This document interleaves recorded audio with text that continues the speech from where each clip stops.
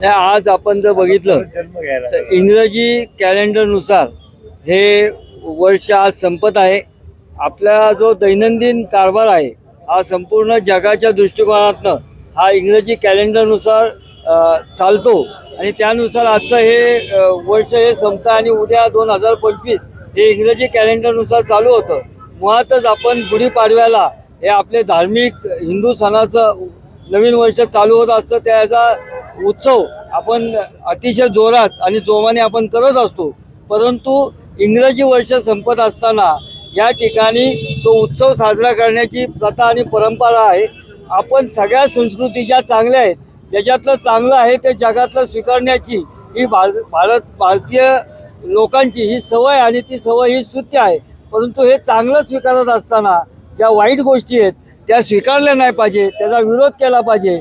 आपला धर्म, संस्कृती, परंपरा आणि ह्या आपल्या देशाचे लाडके पंतप्रधान मोदी साहेब यांनी जो धर्म आणि विकास याचा जो सांगड घातलेली आहे ती सांगड आपल्या परंपरेची सांगड, आपल्या संस्कृतीची सांगड ही सर्व या आपल्या संपूर्ण भारतात एक चांगला संदेश देण्याकरता आपण सर्वांनी कुठल्याही व्यसनाच्या अधीन जाऊ नये.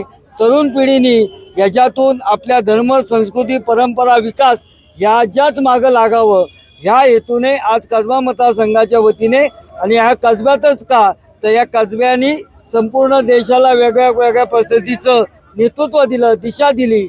इथं आपल्या छत्रपती शिवाजी महाराजांनी सोन्याचा नांगर फिरवला आणि स्वातंत्र्याची खऱ्या अर्थाने आपल्याला अन्यायाच्या विरुद्ध लढण्याची जी ताकद उर्मी दिली त्या ह्या कसब्यातूनच दिली. लोकमान्यांनी जो स्वातंत्र्याचा संदेश दिला तो या ठिकाणावरूनच दिला. महात्मा ज्योतिबा फुले असतील, सावित्रीबाई फुले असतील, त्यांनी महिला स्त्री शिक्षणाची स्वातंत्र्याची जी मुहूर्तमेढ रोवली ती ह्याच कसब्यातनं रोवली. असा या पवित्र कसब्यातून हा सुद्धा संदेश की व्यसनापासून दूर राहा. तरुण पिढीने आपल्या स्वतःची, स्वतःच्या कुटुंबाची, या राज्याची, या शहराची, या राष्ट्राची ही एक शक्ती आहे. ती शक्ती विधायक स्वरूपात आपल्या समोर गेली पाहिजे आणि या विश्वाचं गुरु बनण्याची जी ताकद ही आपल्या भूमीत आहे त्या भूमीचं आपण रक्षण केलं पाहिजे, त्याचं पावित्र्य जपलं पाहिजे आणि संपूर्ण जगाला एक चांगला संदेश दिला पाहिजे.